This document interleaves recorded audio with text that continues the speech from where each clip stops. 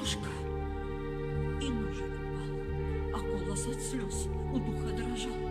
Уехал я в отпуск, а тут вдруг война. Остаться пришлось мне здесь навсегда.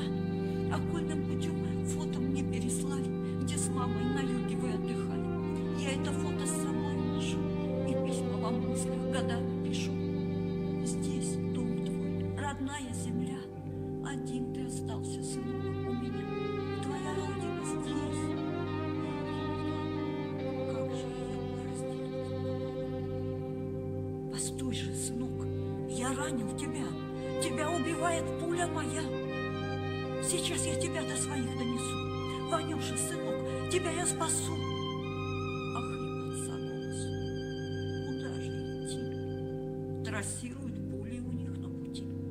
Куда повернуть? Назад или вперед? Везде, как ни глянь, смерть себе заберет.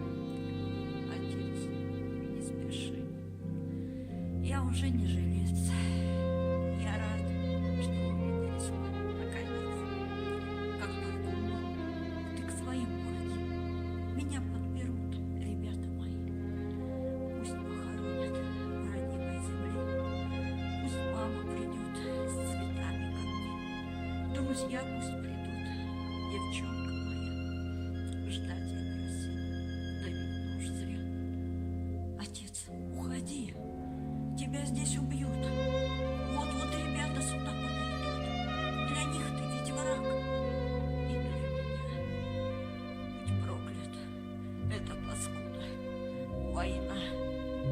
Он зубы сцепил, отца руку сжал. Под небом афганским солдат умирал. Ванюша, Ахмед, сыночек, постой! Как жить буду дальше я с этой бедой? К Ахмеду и к небу он руки тянул. Аллаха просил, чтобы он сына вернул. Он волком завыл, он зверем кричал. Ребенок его от ран умирал. Скажи мне, Аллах, зачем война?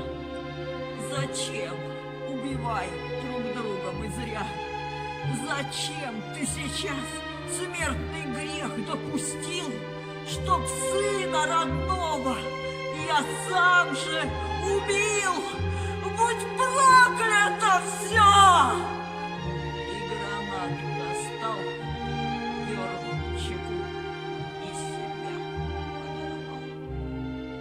Эхо от взрыва в горах прокатило, и караван камнепадом накрыл.